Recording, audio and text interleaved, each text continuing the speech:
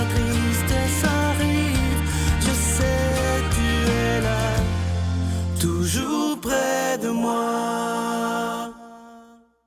Bon lundi, bienvenue à votre émission de La Victoire de l'amour. J'espère que vous allez bien aujourd'hui et qu'on se prépare à vivre une très, très belle journée. Aujourd'hui, le titre de ma chronique, c'est « Est-ce que nous sommes des croyants tièdes? » Et c'est une bonne question qu'on pourrait se poser. Est-ce que pour vous et pour moi, est-ce que Jésus est le numéro 1 dans ma vie? Est-ce que je suis capable, comme Jésus nous le demande, d'aimer le Seigneur plus que ma vie même, plus que mes parents, plus que la personne qui partage ma vie, plus que mes enfants? C'est une grande question. Est-ce que Dieu est le premier dans ma vie? Est-ce qu'il est le roi de mon cœur? Et ça, c'est extrêmement important. Il est dit dans l'Ancien Testament, « Tu aimeras le Seigneur ton Dieu de toute ton âme, de toutes tes forces. » Est-ce que c'est le cas pour vous? Est-ce que c'est le cas pour moi? Et moi, je suis sûr que lorsqu'on décide de mettre Dieu en premier dans notre vie, elle change totalement. Et ça, il ne faut pas l'oublier. Il ne faut pas qu'on se serve de Dieu juste quand ça ne va pas dans notre vie, quand on apprend qu'on a une maladie, quand on vient de perdre un travail, quand on a perdu la personne aimée. Là, les gens se mettent à prier, ça va allumer des lampions. Il ne faut pas que ça soit juste ça, la foi. La foi, c'est quand ça va bien, tu pries, et quand ça va mal, tu pries. Mais être capable d'être dans la gratitude et de dire, Seigneur, je veux que tu sois le roi de mon cœur. Prends-y toute la place. Et je vous dis une chose, si Dieu devient le premier dans notre vie, le roi de notre cœur, on sera capable d'aimer davantage la personne qui partage notre vie. On sera capable d'aimer davantage nos enfants, davantage tous les gens qui nous entourent. Et ça, essayez-le. Pas compliqué, ça coûte rien, ça coûte zéro. Mais faites ça pendant un mois de dire, Seigneur, prends toute la place dans ma vie, toute la place dans mon cœur, et vous allez voir les changements qui vont s'opérer tranquillement dans votre vie parce que vous allez prendre Dieu au sérieux. Et moi, quand j'entends des gens dire « Oui, mais là, tu trouves pas que tu exagères, que tu es un peu trop croyant », ça m'horripile. Les oreilles m'en décollent presque. Puis je me dis, comment peut-on trop aimer Dieu qui nous a donné la vie? Comment peut-on trop l'aimer? C'est impossible. Mais par contre, il faut faire attention, on ne va pas tomber dans l'autre côté. Même le pape François en a dit, il ne faut jamais imposer notre foi, en voulant dire écœurer tout le monde avec ça. Ça, c'est extrêmement important. Respecter la foi de l'autre, qui peut être d'une autre religion ou simplement athée. Moi, j'ai des amis autour de moi qui ne croient pas en Dieu et par respect, je leur en parle pas. Ils savent très bien que s'ils veulent m'en parler, je vais leur en parler. Mais le pape François en parle de ne pas essayer de toujours convertir les gens à la coup de Bible sur la tête. Premièrement, ça ne donne rien. Les gens se convertissent beaucoup plus par notre exemple que par les mots qu'on peut dire.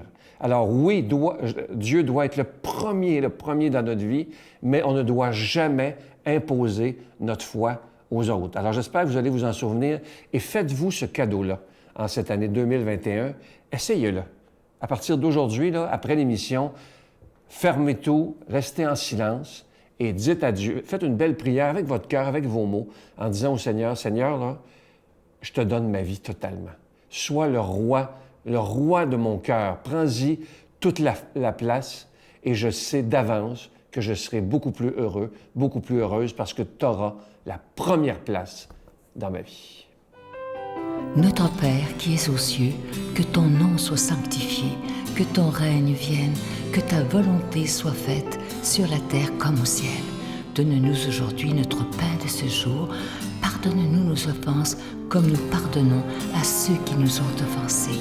Ne nous laisse pas entrer en tentation, mais délivre-nous du mal, car c'est à toi qu'appartient le règne, la puissance et la gloire pour les siècles des siècles. Amen. Mon Père, je m'abandonne à toi. Fais de moi ce qu'il te plaira. Quoi que tu fasses de moi, je te remercie. Je suis prête à tout, j'accepte tout, pourvu que ta volonté se fasse en moi, en toutes les créatures. Je ne désire rien d'autre, mon Dieu. Je remets mon âme entre tes mains. Je te la donne, mon Dieu, avec tout l'amour de mon cœur, parce que je t'aime. Et que ce m'est un besoin d'amour, de me donner, de me remettre entre tes mains, sans mesure, avec une infinie confiance, car tu es mon Père.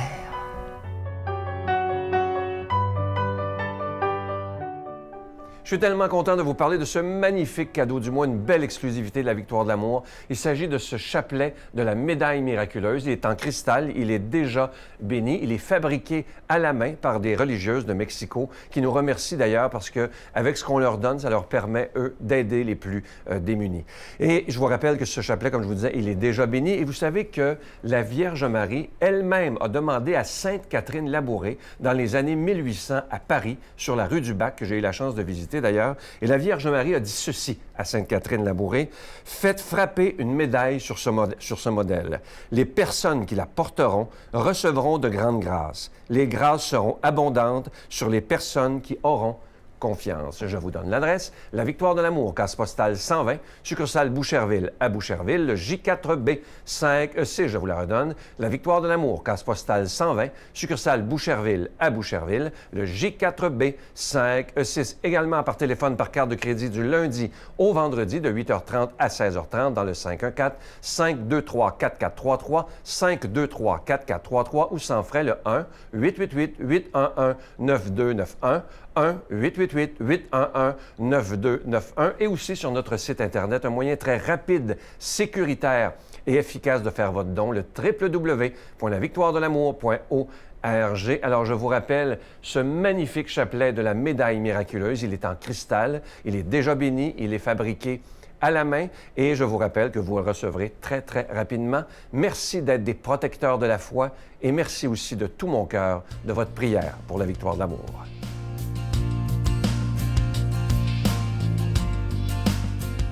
Mon Dieu, donnez-moi la sérénité d'accepter les choses que je ne peux changer, le courage de changer les choses que je peux et la sagesse d'en connaître la différence. Amen. Aujourd'hui, la parole de Dieu est proclamée par quelqu'un qu'on apprécie beaucoup. Il est de la France, en Normandie. Et vous allez voir qu'il n'est pas équipé comme nous avec les caméras, mais il prend le temps de se filmer avec son téléphone. Et je veux le remercier d'ailleurs parce que l'important, c'est le message, le frère Benjamin.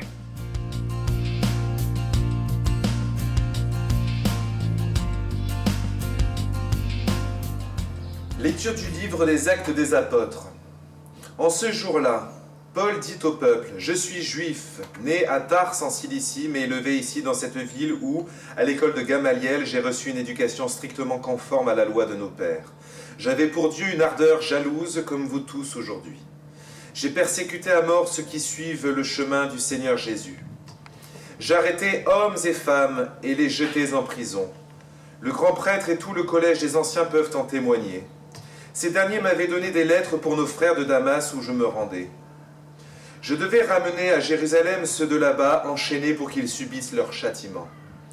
Donc, comme j'étais en route et que j'approchais de Damas, soudain vers midi, une grande lumière venant du ciel m'enveloppa de sa clarté. Je tombai sur le sol, et j'entendis une voix me dire: « Saul, Saul, pourquoi me persécuter ?»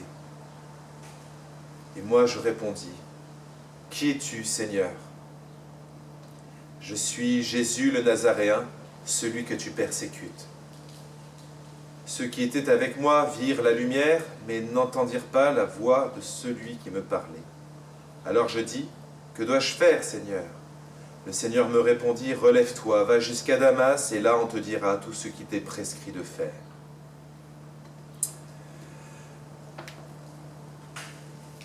Je voulais lire cet extrait aujourd'hui en cette fête de la conversion de Saint Paul pour vraiment cibler ce petit partage autour de cet événement fabuleux. On a un Paul qui est complètement désarmé, qui est complètement renversé. On le représente parfois sur un cheval, il tombe de cheval. Voilà. Et on passe de Paul qui a pouvoir sur les chrétiens à le Christ qui a pouvoir sur Paul, et les chrétiens qui ont pouvoir sur Paul. Il y a un renversement, vous voyez, complet. Il y a une chute, il y a une conversion. Et cette conversion, mes chers amis, c'est vraiment quelque chose qu'on doit demander au Seigneur. Le plus souvent possible. On dit souvent: « Ah, moi je me suis converti en 2000, je sais pas quoi. » Ah non, moi je ne me suis pas converti, j'ai toujours été chrétien. » Non! Non, non, non, non, non, on doit se convertir souvent, mes bien chers frères et sœurs. Et on doit demander la grâce de la conversion. La conversion, c'est régulièrement que le Seigneur nous fasse tomber de cheval.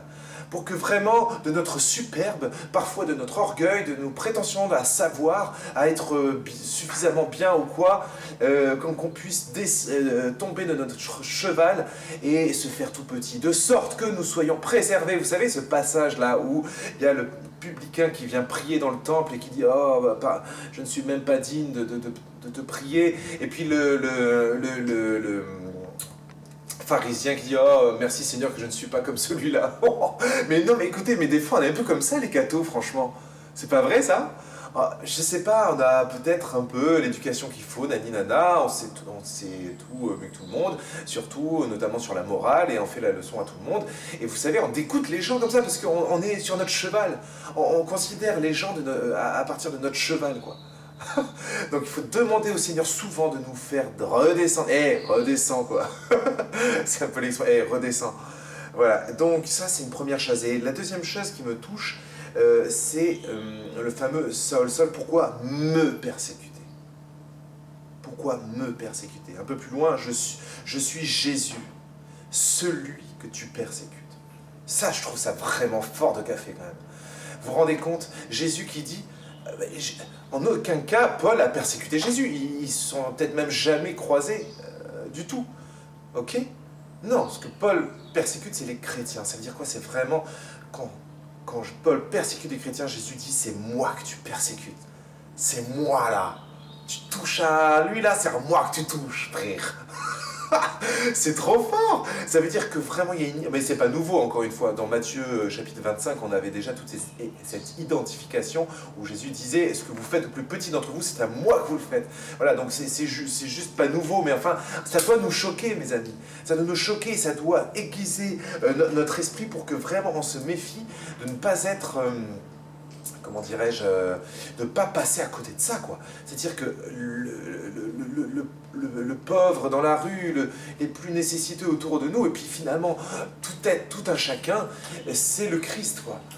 Et il y a cette identification, le Seigneur, et puis alors ça c'est de notre point de vue à nous, mais d'un point de vue, si on fixe notre regard sur Jésus-Christ et qu'on apprend à s'émerveiller, est-ce que c'est pas fantastique d'avoir un sauveur, un libérateur, un créateur de toutes choses, qui se fait l'un d'entre nous et qui dit quand tu touches à un tel, c'est à moi que tu touches. Il y a une identification, il y a une familiarité, une proximité, une promiscuité. Vous voyez, c'est tellement beau. Si tu me touches, moi là, frère Benjamin, tu touches au Christ. Vous vous rendez compte quel papa on a, quoi. Quel maître et Seigneur nous avons.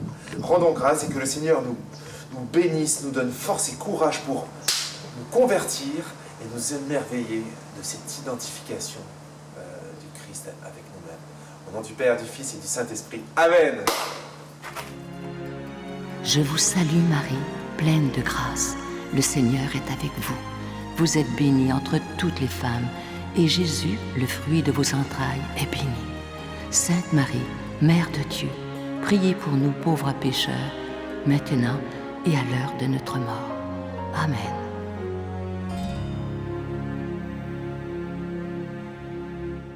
Il y a des gens qui demandent si mon livre, Les Anges messagers de Dieu, sont toujours disponibles. Je vous le dis tout de suite, il sera disponible pour toute l'année. Je dois vous dire que je suis content parce que beaucoup d'entre vous se le sont procurés. Je reçois de beaux messages et je dois vous dire que j'y ai mis tout mon cœur. Il y a même des gens qui en ont commandé 10 pour en donner en cadeau à des gens. Alors merci de tout cœur et il est toujours disponible. À demain. Bye. Ce sont des choses qui sont assez stressantes. Moi, c'est une chose que je ne souhaite pas à personne. Je ne voulais pas vivre ça non plus. Je veux pouvoir aller au marché en paix, pouvoir aller au parc en paix, avoir une famille en paix, pouvoir faire confiance aux gens, c'est pouvoir accueillir du monde dans ma vie aussi. Parce que quand tu es dans ce milieu-là, ben, tu ne sais pas qui est qui. Ton ami, c'est peut-être le prochain qui va te faire du mal.